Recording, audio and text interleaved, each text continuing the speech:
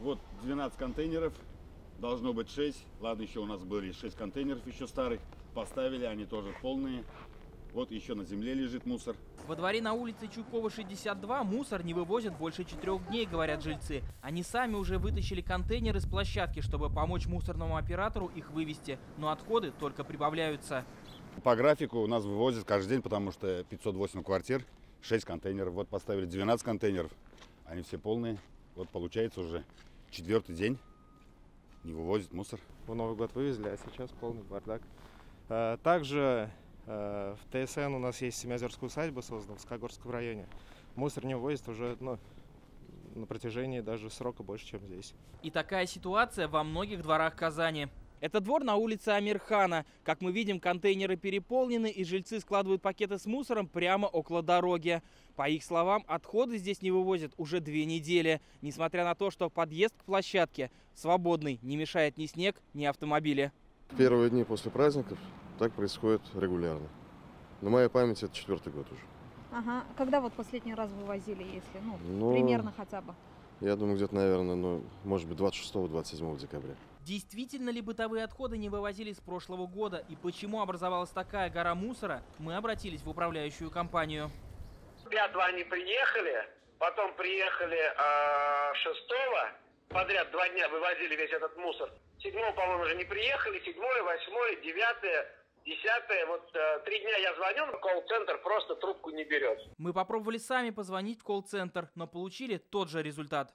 Ваш звонок очень важен для нас. Оператор ответит на ваш звонок в течение примерно 1 минуту. Тогда мы связались с УК по ЖКХ напрямую, но получить четкого ответа на вопрос, почему мусор не вывозится вовремя, так и не смогли. На сегодняшний день в эксплуатации у организации «Чистый город» находится 128 единиц мусоровывозящей техники. На плановом ремонте и техническом обслуживании ежедневно находится 10% мусоровозов. Одна из популярных причин поломки транспортных средств – попадание в технику строительных и других видов отходов, не относящихся к ТКО.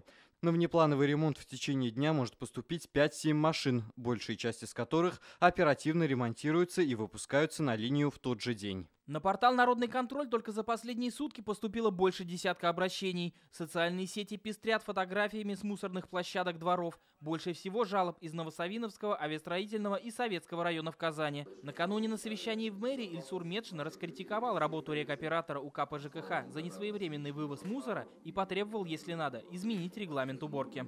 200 обращений в 1 300 000 городе, наверное, это немного, но это в 8 раз больше обращений, чем было в прошлом году.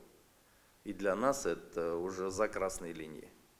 Федеральный законодатель уже несколько лет как передал эти полномочия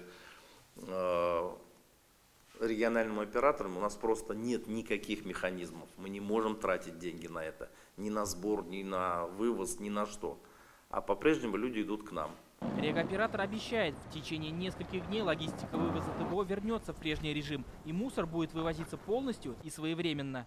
Иван Сарафанов, Вадим Иларионов, ТНВ, Казань.